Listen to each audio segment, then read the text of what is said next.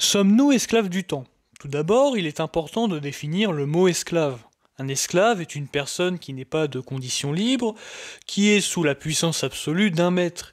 Ici, pour répondre à cette question, on peut considérer le temps comme maître. On comprend donc que l'on pourrait ne pas être libre face au temps. Il faut à présent définir ce qu'est le temps. Il se caractérise par le changement et l'irréversibilité. Le temps est ainsi orienté, on parle de flèche du temps. Il vient du futur, passe par le présent et se perd dans le passé. Pour Aristote, le temps est fondé sur le mouvement cyclique des astres, on parle alors de temps cosmologique. Tout d'abord, nous allons voir que le temps fait partie intégrante de notre existence, puis nous verrons que le temps est source de souffrance. Ensuite, nous allons voir que le sens de notre existence se trouve hors du temps. Enfin, nous verrons que l'on peut vivre dans l'instant présent. Le temps fait partie intégrante de notre existence. En effet, nous pouvons appréhender le monde qu'à travers le prisme du temps. Tout ce que nous faisons et tout ce que nous ressentons se situe dans le temps et aussi l'espace. Nous ne pouvons pas penser, ni même agir, en dehors du temps et de l'espace. C'est ce qu'explique Emmanuel Kant, philosophe du XVIIIe siècle, dans son ouvrage intitulé Critique de la raison pure. Il nous explique que le temps est une forme pure de l'intuition sensible. L'intuition sensible, c'est voir des données perçues par nos sens et qui constituent une expérience, qui elle-même constitue un savoir. Par exemple, je peux percevoir une fleur grâce à mes sens, notamment la vue, le toucher et l'odorat, qui me permettent de la décrire, donc de la connaître et même de les différencier entre elles, selon leurs caractéristiques. Par exemple, on peut dire qu'une rose a des épines, tandis que le pissenlit non. Cela constitue donc une expérience sensorielle. Kant explique que tout ce qui constitue une expérience, et par conséquent des connaissances, sont dans le temps et l'espace. Deux choses que nous ne pouvons pas percevoir par nos sens, mais que l'on connaît. Le temps et l'espace forment donc une sorte de frontière des connaissances. Le temps a donc une portée universelle, il touche tous les hommes. Mais le temps peut être aussi vécu personnellement, changeant selon ce que vit l'individu. C'est notamment Henri Bergson, philosophe de la fin du XIXe siècle et début XXe, qui nous explique que le temps est universel, car une heure a la même valeur peu importe où on se trouve sur la planète. Mais il dit surtout que le temps peut être aussi subjectif, car l'individu, selon son humeur, perçoit le temps différemment.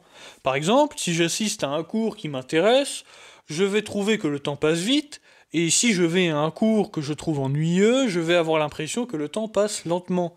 Cela peut d'ailleurs nous faire souffrir, car les moments heureux vont durer moins longtemps, tandis que les mauvais moments vont durer plus longtemps, selon notre perception. Le temps peut donc être source de souffrance. En effet, c'est notamment par son caractère insaisissable et irréversible. Le temps passe sans que l'on puisse l'arrêter, ou même l'inverser. C'est ce que montre Héraclite, philosophe qui a vécu vers 500 avant Jésus-Christ. Il dit « On ne se baigne jamais deux fois dans le même fleuve ». Ici, il compare le fleuve au temps dont le courant s'écoule sans que l'on puisse l'inverser. Il montre aussi le caractère changeant du temps. Le temps modifie notre corps et même peut modifier notre identité. En effet, au fur et à mesure que le temps passe, nous changeons. Notre corps vieillit, nos connaissances peuvent croître et nos habitudes changent. Tout peut changer et évoluer. Cela peut nous angoisser, voire même nous faire souffrir, car nous ne pouvons pas saisir notre moi et ce qui nous entoure, puisqu'il change constamment. Mais ce temps nous angoisse surtout, car plus le temps passe, plus il nous rapproche de la mort, seule chose inéluctable qui fait face à l'homme. Le temps en lui-même peut nous faire souffrir, mais c'est plutôt l'homme qui est responsable de sa propre souffrance face au temps. C'est ce que nous montre Charles Baudelaire, poète du XIXe siècle, dans son recueil Les Fleurs du Mal, notamment avec le poème L'Horloge. En effet, son poème nous montre la tragédie de la vie humaine en 3 actes. Tout d'abord, le temps des plaisirs, notamment quand il écrit « Le plaisir vaporeux fuira vers l'horizon », puis le temps du divertissement et de la paresse, quand il écrit « Les minutes au folâtre sont des gangs, qu'il ne faut pas lâcher sans en extraire l'or ». Ici, il montre que l'homme est constamment à la recherche de plaisir et de divertissement, sans chercher un bonheur durable, alors qu'il sait que ce plaisir est éphémère et que par conséquent, il finira par prendre fin en le replaçant face à sa propre finitude.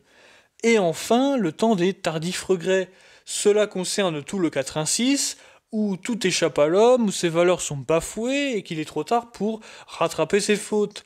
Il évoque les puissances divines qui menacent le destin de l'homme, puis se perd au lieu de s'affronter à la vie, de construire une existence de vertu. Il est averti, mais porte en lui les causes mêmes de son châtiment. Ici, Baudelaire dénonce une mauvaise utilisation du temps. Si le temps nous fait autant souffrir, peut-on alors trouver le sens de notre existence hors du temps ? Même si nous ne pouvons pas échapper au temps complètement, on peut tendre à y échapper. En effet, on peut échapper au caractère irréversible du temps par le souvenir. Nous pouvons nous remémorer des moments passés de notre vie, nous pouvons retourner dans le passé à l'espace d'un instant, ce qui rompt les lois du temps et qui nous projette hors du temps.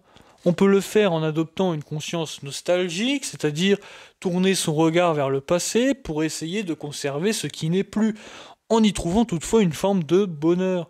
On peut prendre l'exemple qui nous est exposé dans le roman de Marcel Proust, écrivain de la fin du XIXe siècle et début XXe, qui s'appelle Du côté de chez Swann, premier ouvrage de la série À la recherche du temps perdu. Dans ce roman, le personnage mange une madeleine qui lui fait ressentir des émotions fortes, qu'il va tenter de comprendre et dont il va essayer de trouver les origines. Il ressent tant d'émotions car le goût de ces madeleines lui rappelle le goût qu'avaient les madeleines que faisait sa grand-mère durant son enfance. Cela lui rappelle de bons souvenirs. C'est pourquoi nous utilisons l'expression Madeleine de Proust, pour évoquer des objets, de la nourriture, qui nous rappellent des moments heureux de notre passé. Notre passé redevient donc présent.